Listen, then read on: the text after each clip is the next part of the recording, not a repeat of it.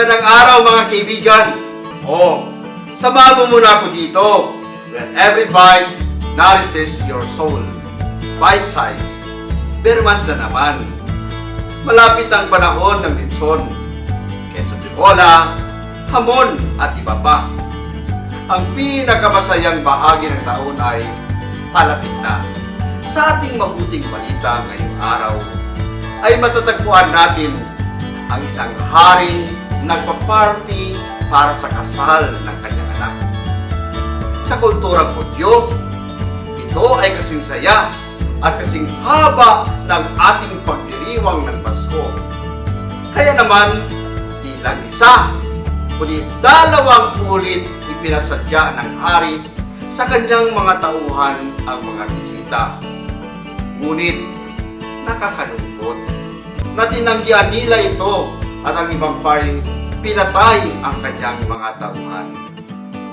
Ito ang kwento ng pag-ibig ng Diyos sa atin. Paulit-ulit, ilang dalawa, ngunit paulit-ulit, nangungulit, ang Diyos ay tila isang manliligaw na labis nagmamahal sa iniibig. Sabi kanila, full out of love. Ngunit tayo naman ay tila mga babaeng nagpapakipot. Choosy pa. But God never tires to love, love, love. Sa nakuli ng mabuting balitay, matatagpuan natin ang Panginoon na ipinatawag ang lahat ng maraming makitang tao sa kalsada.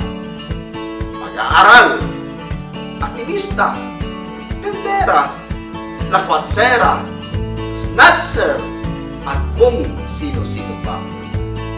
Ganito ang Diyos umibig sa atin. Hindi niya titignan kung sino at ano ka. Ang importante lang ay mahal ka niya. Hindi ba't napakasaya na ibigin ang isang mag-iro na labis na nagmamahal?